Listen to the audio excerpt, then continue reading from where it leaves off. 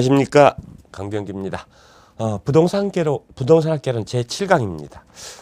여러분들 부동산학개론 이제 7번째 강의인데요. 지금까지 쭉 강의를 들어보니까 어떻습니까? 1, 2, 3, 4강까지는 아주 상식적인 거 얘기를 해서 아주 부동산학개론 쉽다 그러셨죠? 근데 이제 5강 들어가서 부동산 수요 들어가니까 참 어려운 말이 나왔습니다. 그래프도 나오고 뭐 수요 함수도 나오고 그러더니 지난주 강의는 좀 어떻습니까? 그래프 그리고 이따 계산까지 나가니까 아주 복잡하죠.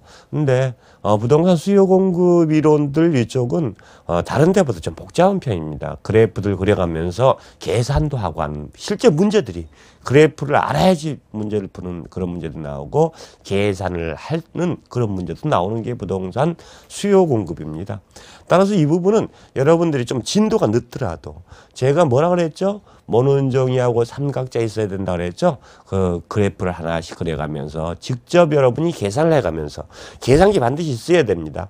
계산기들 여러분들 시험 볼 때 계산기 가져가야 된다니까 어떤 분들은 그냥 집에서 계산기 이것저것 막 쓰다가 나중에 시험장 갈 때 보니까 없거든요. 그러니까 그냥 여기 구석에 보니까 손가락만한 계산기 가지고 가서 두드린다고 안 보인다고 뭐 배터리 다 됐다고 아주 허둥지둥하신 분들 계신데 그러지 마시고요. 문방구 가면 한 돈 10,000원짜리 손바닥만한 계산기 있습니다. 그것들 더하기 빼기 곱하기 나누기 그 다음에 제곱 그 다음에 루트까지 계산하는 계산기가 있습니다. 그것만 있으면 됩니다. 아주 단순한 계산기. 그런 계산기 손에 익은 것들 그런 거 가지고 계산할 때 항상 옆에다 놓고 쓴다는 것까지 여러분 알아두시기 바랍니다. 자, 수요 공급에서 수요 이론 일반적인 수요가 뭐다. 그 다음에 수요의 탄력성까지 했거든요. 여기까지는 별로 혼동이 안 됩니다. 이제 오늘 배우는 공급 얘기를 하면 여기서부터 혼동이 되니까 쭉 강의를 듣다가 안 되겠으면 수요 이론서부터 다시 한번 듣는 그런 센스도 필요하다는 것들 알아두시고 자 강의 시작하도록 하겠습니다. 부동산 수요 공급 이론도 수요 이론하고 똑같은 내용을 배웁니다. 부동산 공급이 뭐냐? 그 다음에 공급 곡선. 우리 수요 곡선 대신에 공급 곡선을 배우는 거죠. 그 다음에 수요 함수 대신에 공급 함수 얘기가 나옵니다. 자, 그러면 이 부동산의 공급 얘기를 할 때 여기서 이제 우리가 전제를 한번 하고 들어갑시다. 보통 부동산 시장에서 수요 공급 얘기가 나오면 아무 말이 없었을 때는 부동산 여러 가지 종류가 있죠. 그러면 우리가 부동산 특성, 속성, 부동산의 정의 얘기할 때 부동산 학자들이 아무 얘기 안 하면 그 부동산은 뭐를 기준으로 한다? 토지를 기준으로 한다 그랬죠. 그럼 부동산의 공급이나 수요 얘기를 할 때는 과연 부동산 수요, 부동산 공급 얘기를 할 때 부동산 학자들은 머릿속에 뭐가 들어가 있을까요? 토지가 들어가 있을까요? 아니에요. 보통 부동산 수요 공급에서 아무 말 없이 수요 공급 얘기를 하면요. 주택이 들어가 있습니다. 주택에 대한 수요 공급 얘기를 해요. 왜? 주택을 만들어서 공급할 수 있으니까. 자, 근데 이 주택 중에서도 주택도 시장에서 거래되는 주택은 두 가지가 있어요. 하나는 신규주택, 신축주택이죠. 하나는 중고주택. 중고주택이 뭐냐면 이미 만들어진 거. 여러분이 아파트 분양받아서 맨 처음에 들어갈 때는 신규주택, 신축주택이라고 합니다. 자, 근데 여기를 살다가 한 달을 살든지 2년을 살든지 5년을 살든지 살다가 팔면 그때는 뭐가 되죠? 중고주택이 되는데.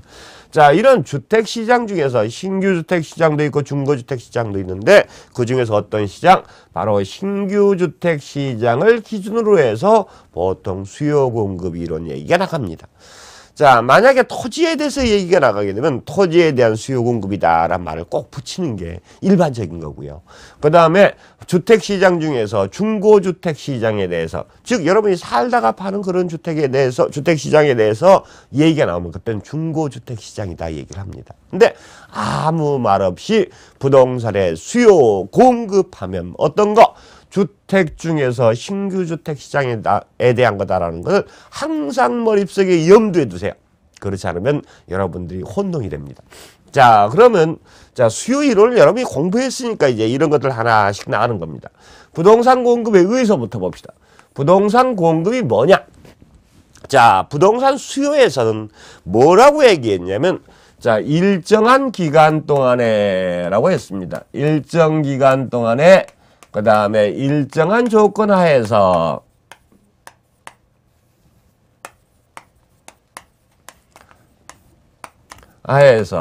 자, 수요는 구매하고자 하는 의도다라고 했죠. 자, 공급은 뭐 판매하고자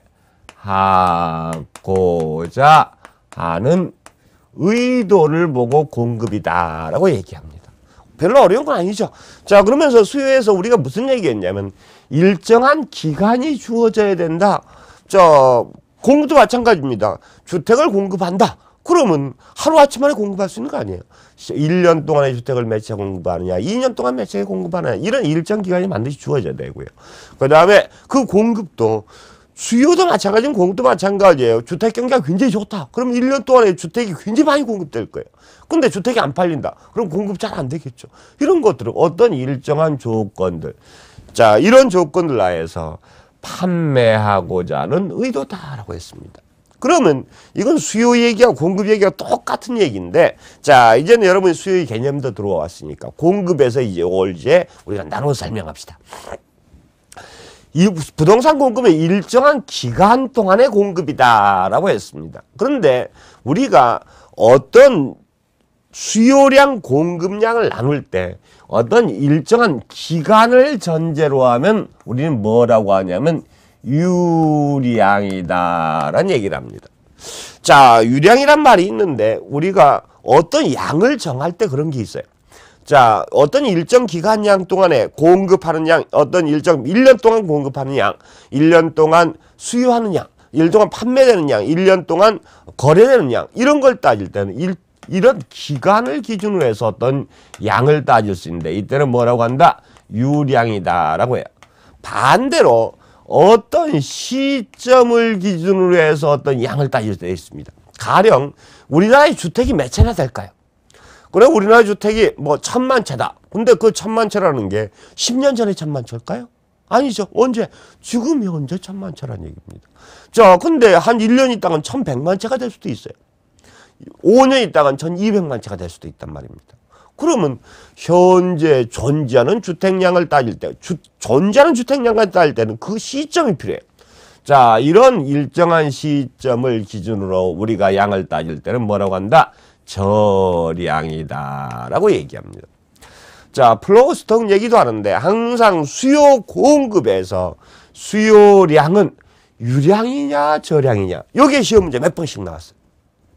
자, 근데 우리는 공급이나 수요나 전부 다 뭐가 주어진다? 일정한 기간이 주어지기 때문에 수요 공급에서의 수요 공급량은 뭐다? 일정한 기간을 전제로 한 유량의 개념이다. 하지만 이제 현재 보유하고 있는 주택의 주택의 보유량이라든가 그 다음에 존재량 이런 것 따질 때 뭐라고 한다? 저량이다라고 얘기합니다. 이거 시험 문제가 서너 번 나왔던 거니까 반드시 기억하세요. 이게 이해가 좀 안 되신 분들은 한문 기억하면 굉장히 좋습니다. 기간이라는 건 시간이 일정한 시간이 흘러가는 거죠. 자, 시간을 보고 어떤 얘기하냐면 어떤 사람은 손살같이 흘러간다. 어떤 옛날 말에는 유수처럼 흘러간다라고 얘기합니다. 유수, 흐를 유자를 써서 유량이라 그래요. 시간이 흘러가니까. 그 다음에 저량인데 이 저자는 뭐냐면 저수지 아시죠? 저수지에 물이 고여 있습니까? 흘러갑니까? 고여 있죠.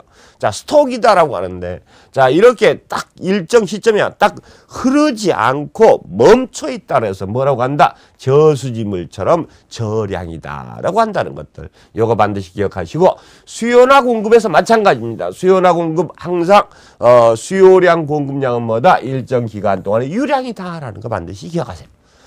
두 번째, 일정한 조건 하에서라고 하는데, 이때 이 조건은 뭐다?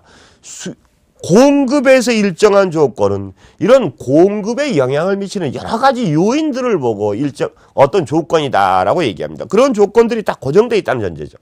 자, 수요에서도 그랬죠. 일정한 기간 동안에 일정한 조건 하에서 구매하고자 하는 의도가 바로 수요다라고 했습니다. 그때의 조건,